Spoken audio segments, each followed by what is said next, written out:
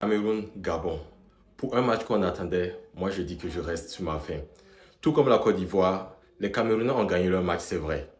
Mais dans la prestation, il y a beaucoup de choses à revoir. Déjà, victoire 1-0 face au Gabon, grâce à un but de Eta Eyong. Dans un match où le Cameroun a bien commencé sa première mi-temps, franchement, j'étais bluffé. J'étais bluffé par les joueurs camerounais. Jusqu'à cette 38e minute, je pense, là où l'entraîneur gabonais décide de faire 2 changements.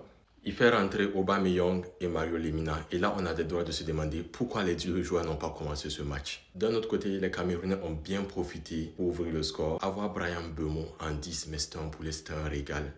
Je le voyais jouer, je me disais que franchement, voici un joueur qui va manquer à Manchester United. Un peu comme son coéquipier Amad Diallo, il a fait le taf aujourd'hui. La vision du jeu qu'il faut pour lâcher le ballon au bon moment à Eta Eyong. Eta Eyong qui se rate pas, qui se loupe pas. 1-0 pour le Cameroun. Après ça, le Cameroun a fait un non-match, franchement. La deuxième mi-temps du Cameroun, elle était soporifique. Ils défendaient et le Gabon était en train de revenir. Malheureusement pour les Gabonais, ils n'ont pas pu marquer de but. J'ai bien aimé la deuxième mi-temps du Gabon, franchement. Et les Gabonais, vous avez des comptes à demander à Denis Bouanga. Il a tellement raté. Il a tellement raté. Il y a des moments où il aurait dû faire la passe, il ne la fait pas.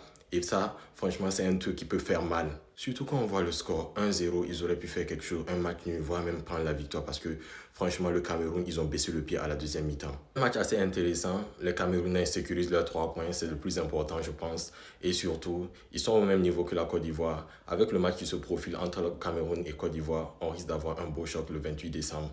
Dis-moi dans les commentaires ce que tu as pensé du match et surtout qui va gagner cette rencontre Cameroun-Côte d'Ivoire.